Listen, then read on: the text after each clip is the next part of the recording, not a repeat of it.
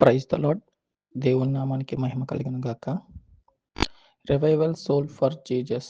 యేసు కొరకు ఉజ్జీవింపబడిన ఆత్మలు అనే గ్రూప్లో ఉన్న కుటుంబ సభ్యులకు, మిత్రులకు అందరికీ కూడా సాయంకాలపు శుభాభివందనాలు తెలియజేస్తున్నాను. దేవాతి దేవుడు మనకు కలుగజేసిన కృపను బట్టి మీరందరూ క్షేమంగాను, ఆనందంగాను, సంతోషంగా ఉన్నారని నమ్ముచున్నాను. మీ అందరినీ దేవుడు దీవించును గాక. ఈ రివైవల్ సోల్ ఫర్ జీసస్, యేసు కొరకు ఉజ్జింపబడిన ఆత్మలు అనే గ్రూప్ యొక్క ముఖ్య ఉద్దేశం ఏమనగా, సర్వలోకమునకు, సర్వ సృష్టికి సువార్త ప్రకటించుచు, అనేక మందిని ఆయన మార్గంలో నడిపించుచు, అనేక మందిని యేసు కొరకు శిష్యులుగాను, సాక్షులుగాను చేయడం నిమిత్తము, అనేక మందికి సువార్త అందించు నిమిత్తము, అనేక మందిని ఈ గ్రూప్లో యాడ్ చేసుకుంటూ అనేక ప్రాంతాల్లో సువార్త ప్రకటించాలనే ఉద్దేశంతో ఈ యొక్క గ్రూప్ ప్రారంభించబడింది. దేవుడు మనను తన దయందు ఇంతకాలము కాచి ఉంచి తన దయ కిరీటం ధరింపచేసి 2024 నుంచి 25 సంవత్సరంలో ప్రవేశపెట్టి ఈ జనవరి నెలలో ఇంతవరకు మనల్ని కాచి కాపాడిన విధాన్ని బట్టి మనం నిత్యము కూడా ఆయన్ని స్తుతించదగిన వారమై ఉన్నాము. నేటి కొరకు సాయంత్రం కొరకు ఏర్పాటు చేయబడే ధ్యానాంశము కీర్తన గ్రంథము 20వ అధ్యాయము 7 నుంచి 9 వచనాలు మనం చదువుకున్నట్లయితే ఇక్కడ మనకి కొన్ని మాటలు కనిపిస్తూ ఉంటాయి. కొందరు రథములను బట్టి, కొందరు గుర్రములను బట్టి అతిశయపడుదురు.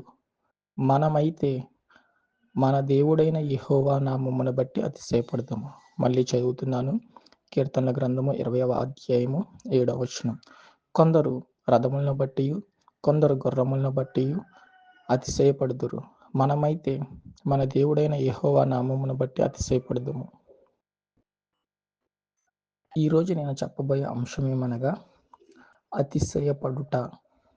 అతిశయపడుట అనగా మనం ఆలోచించినట్లయితే, మొదటగా మనం చూసినట్లయితే 2 విధాలుగా మానవుడు అతిశయపడుతూ ఉంటాడు.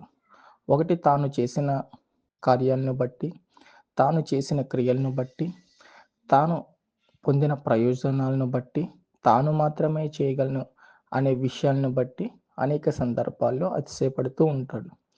కొంతమంది అయితే గనక తనకున్న బలాన్ని బట్టి, తనకున్న ధనాన్ని బట్టి, తనకున్న పలుకుబడిని బట్టి, తనకున్న వ్యాపార సామ్రాజ్యాన్ని బట్టి, తనకున్న రాజకీయ బలాన్ని బట్టి, లేదా తనకున్న ఫ్యామిలీ బ్యాక్గ్రౌండ్ బట్టి అతిశయపడుతూ ఉంటారు.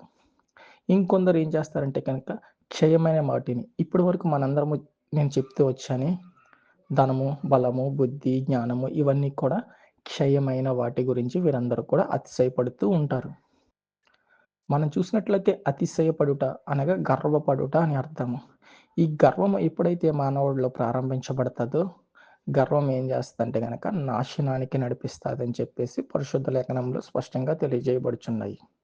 మనము దేని నిమిత్తము అతిశయపడాలి అని పరిశుద్ధ గ్రంథం తెలియజేస్తుందంటే గనక మన దేవుడైన యెహోవా నామమును బట్టి అతిశయపడాలి. ఎవరైతే క్రీస్తు సువార్తలో ఉన్నారో, ఎవరైతే దేవుని పిల్లలు అని పిలువబడుచున్నారో, ఎవరైతే యేసుక్రీస్తు బిడ్డలుగాను, యేసుక్రీస్తు వారసులుగా ఎవరైతే ఉన్నారో వారందరూ కూడా దేని నామాన్ని బట్టి అతిశయపడాలంటే క్రీస్తు నామమును బట్టి, మన తండ్రి అయిన దేవుని నామాన్ని బట్టి అతిశయపడాలని పరిశుద్ధ లేఖనంలో తెలియజేయుచున్నాయి. అయితే అతిశయపడుటలో ఇక్కడ 2 విధానాలు నేను మీకు తెలియచేయాలని ఆశపడుచున్నాను. ఒకటి, నిత్యమైన వాటి గురించి అతిశయపడుట. రెండోది, అనిత్యమైన వాటి గురించి అతిశయపడుట. చాలాసార్లు ఈ అతిశయపడుట అంటే నేను మాత్రమే చేయగలను అనే గర్వంతో చాలామంది ఏం చేస్తారంటే కనుక తన సామ్రాజ్యాన్ని, తనకున్న సమస్తాన్ని కూడా కోల్పోవడం మనం చూస్తూ ఉంటాం. పరిశుద్ధ గ్రంథాల్లో మనం చూసినట్లయితే ఆనాటి కాలంలో సాతానుగా పిలువబడిన ఈ లూసిఫర్ దేవదూతల అన్నిటికన్నా ప్రధానమైన దేవదూతగా పిలువబడుచు ఉంటుంది. ఈ దేవదూత ఎప్పుడైతే అతిశయపడడం ప్రారంభించిందో, ఎప్పుడైతే తనలో తనను గర్వించడం ప్రారంభించిందో, దేవుని మీదే తిరుగుబాటు చేసి తన గర్వాన్ని ఎప్పుడైతే పెంచుకుందో, తనకున్న సమస్తాన్ని కూడా కోల్పోయి కిందకు తోసివేయబడినట్లు మనం చూస్తూ ఉంటాం. రీసెంట్గా ఒక సంఘటన మనకి కనిపిస్తూ ఉంటుంది. అమెరికాలోని కాలిఫోర్నియాలోని లాస్ ఏంజల్ అనే ప్రాంతంలో వారందరూ కూడా అక్కడ మనం చూసినట్లయితే గొప్ప అగ్ని చుచ్చు అక్కడ కమ్ముకున్నట్లు మనం చూస్తూ ఉంటాం.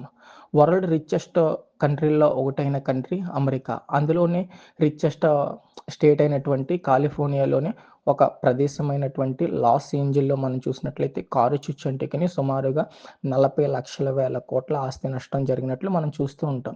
అయితే ఈ సంఘటన, ఈ అగ్ని ప్రమాదం జరగడానికి ఒక 5 రోజుల ముందుగా అక్కడ జరిగిన సంఘటన మనం గమనించినట్లయితే అక్కడ ఒక సమావేశం జరిగింది. ఒక ఆస్కార్ అవార్డు పండుగ జరిగినప్పుడు, ఆ పండుగలో ఆస్కార్ అవార్డు ఉత్సవాలు జరిగినప్పుడు అక్కడ జరిగిన సంఘటన ఏంటంటే గనక గాడ్ ఈజ్ జీరోలెస్ అని చెప్పేసి ఒక నినాదం చేస్తూ దేవుణ్ణి డౌన్ చేస్తూ మాట్లాడడం జరిగింది. అంటే వారు మేము క్రియేట్ చేసుకున్నాయి శాశ్వతమైనవి అని చెప్పేసి దేవుడి యొక్క ఆనవాళ్ళు లేనట్లు దేవుణ్ణి జీరో చేస్తూ, దేవుణ్ణి వెక్కిరిస్తూ వాళ్ళు అక్కడ మాట్లాడినట్టు మనం చూస్తూ ఉంటాం. ఇలా వారికున్న బలాన్ని బట్టి, వారికున్న ధన బలాన్ని బట్టి, వారికున్న టెక్నాలజీని బట్టి, వారికున్న సమస్తాన్ని బట్టి కూడా వారు అతిశయపడుతూ ఎవరిని తృణీకరించారంటే గనక దేవుణ్ణి తృణీకరించినట్లు మనం చూస్తూ ఉంటాం.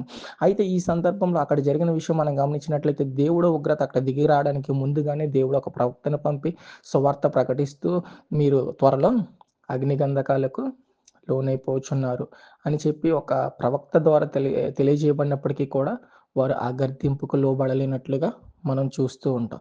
ఇక్కడ మనం చూసినట్లయితే ఈ సందర్భాన్ని అంతటినీ కూడా మనం గమనించినట్లయితే అక్కడున్న ప్రతి ఒక్కరు కూడా, అక్కడున్న ధనవంతులందరూ కూడా వారికున్న ధనాన్ని బట్టి, వారికున్న బలాన్ని బట్టి, వారికున్న పలుకుబడిని బట్టి వారందరూ కూడా అతిశయపడ్డారు గానీ దేవుని నామాన్ని బట్టి ఎక్కడ కూడా అతిశయపడినట్లు మనం ఎక్కడ కూడా కనిపించదు. రీసెంట్‌గా చూసినట్లయితే మన ఇన్‌స్టాగ్రామ్, ఫేస్‌బుక్ ఎందులో చూసినా గానీ ట్రోలింగ్ అయ్యేది ఏంటంటే గనక ఈ అంశం మనకి బాగా ట్రోలింగ్ అవుతూ ఉంటది. వారు దేన్ని బట్టి అతిశయపడ్డారంట? వారికున్న ధన బలాన్ని బట్టి, వారికున్న పలుకుబడిని బట్టి, వారికున్న జ్ఞానాన్ని బట్టి, వారికున్న టెక్నాలజీని బట్టి మేము దేన్నైనా గానీ శాసించగలము అనే గర్వంతో వారు అతిశయపడినట్లు మనం చూస్తూ ఉంటాం.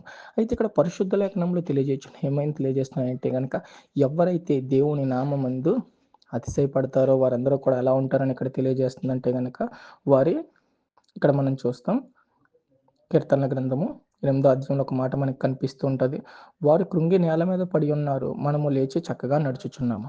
ఎవరైతే వారికున్న బలాన్ని బట్టి, వారికున్న గుర్రాలను బట్టి, వారికున్న ధనాన్ని బట్టి అక్షయమైన వాటి గురించి అతిశయపడతారో వారందరూ కూడా కృంగి నేల మీద పడినట్లుగా మనం చూస్తూ ఉంటాం. రీసెంట్‌గా జరిగిన సంఘటనలో కూడా వారందరూ కూడా అక్కడున్న ప్రాంతం నుంచి పారిపోయినట్లు, లేదా వారందరూ కూడా నేల మీద పడినట్లు, వారు కృషించిపోయినట్లు, వారు సంపాదించుకున్న సమస్తము కూడా కోల్పోయినట్లు మనం చూస్తూ ఉంటాం. ఎవరైతే దేవుని నామాన్ని బట్టి అతిశయపడతారో వారందరూ కూడా నించుని చక్కగా నిలుచుదురు అని చెప్పేసి ఇక్కడ పరిశుద్ధ లేఖనం తెలియజేయచ్చు. ఎవరైతే దేవుని నామాన్ని బట్టి అతిశయపడతారో వారందరూ కూడా నుంచుని చక్కగా నిలిచెదరు.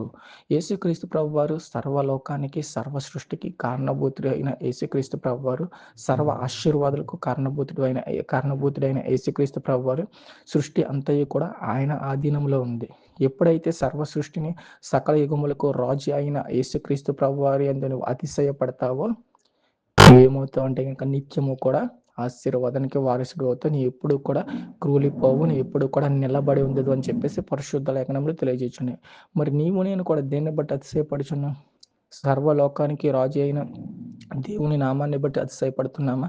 లేదా నీకున్న ధనాన్ని బట్టి, నీకున్న పలుకుబడిని బట్టి, అక్షయమయ వాటి గురించి నువ్వు అతిశయపడుచున్నావా? ఒక్కసారి నీవు నేను కూడా తెలుసుకోవాలని నా ఈ మాటలు మీ అందరికీ కూడా తెలియజేయుచున్నాను.